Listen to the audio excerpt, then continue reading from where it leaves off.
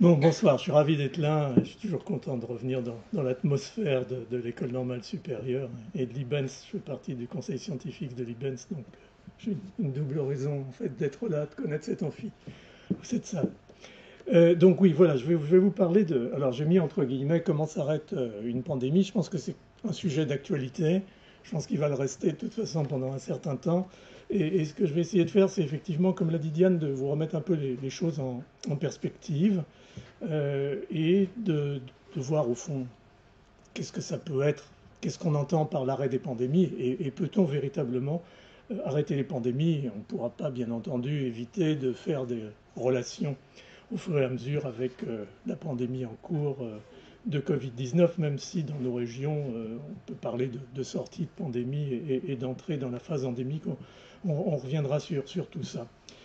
Donc, la première chose que je fais toujours, parce que comme tout bon pasteurien, il faut quand même que je montre un peu nos grands pionniers, mais étant aussi européen, j'ai toujours beaucoup d'affection au fond pour cette grande période de la fin du 19e siècle qui a vu la création de la microbiologie, hein, Pasteur, son école, Robert Koch, son école, et la création de la médecine moderne tout court. Mais on peut se poser aussi la question de si tous ces pionniers, tous ces pères fondateurs, il n'y avait pas de mère fondatrice malheureusement, mais quand vous regardez les autres disciplines, l'art, tout ça, il y avait malheureusement une sous-représentation des femmes dans tout ça, mais en sciences biologiques, c'était vraiment caractéristique, malheureusement. Donc la question c'est, au fond, si ces personnalités, si ces pionniers revenaient aujourd'hui, qu'est-ce qu'ils verraient? Qu'est-ce qu'ils noteraient de la situation? Qu'est-ce qu'ils noteraient au fond par rapport au paradigme, ce que j'appelle le paradigme de santé publique que leurs travaux avaient contribué bien entendu à mettre en place. Donc ils verraient bien sûr l'extraordinaire développement de leur découverte sur le bien-être de la société, l'hygiène, les vaccins, puis rapidement la découverte des antibiotiques et donc l'appui, le soutien de la recherche académique et de la recherche industrielle à tous ces développements.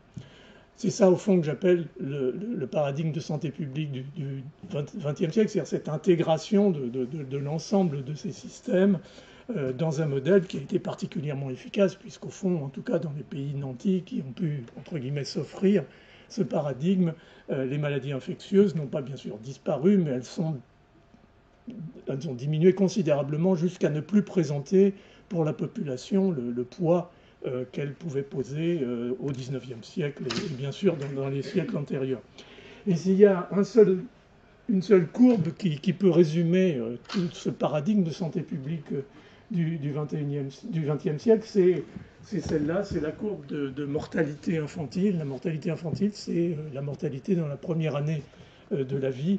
Vous voyez qu'elle était à 150 pour 1000, énorme, au début du XXe siècle, en 1900, et qu'après quelques à-coups, la mise en place de ce paradigme de santé publique a permis d'amener à ce qu'elle est aujourd'hui, c'est-à-dire 3,7 pour 1000, ce qui est encore améliorable, mais quand même, on voit l'effet de tout ça. Mais en même temps, je crois que si ces pionniers revenaient, ils seraient un peu étonnés du fait que, au fond, les maladies infectieuses n'ont pas du tout disparu et qu'en réalité, l'Organisation mondiale de la santé, en 2019, c'était presque un peu en anticipation sur la crise qui allait démarrer en fin d'année, en 2019, l'Organisation mondiale de la santé a émis un document officiel où elle a classé les 10 plus grandes, finalement, problèmes à venir, à anticiper, les menaces sur la santé globale. Et parmi ces 10 plus grandes menaces, il y en avait 6 qui étaient directement reliées aux maladies infectieuses, et les autres, on pourrait dire, sous une forme ou sous une autre, pouvaient l'être aussi. Donc ça, c'est finalement cette espèce de paradoxe, et Charles Nicholl, qui était un des disciples de Pasteur, avait très bien écrit dans sa...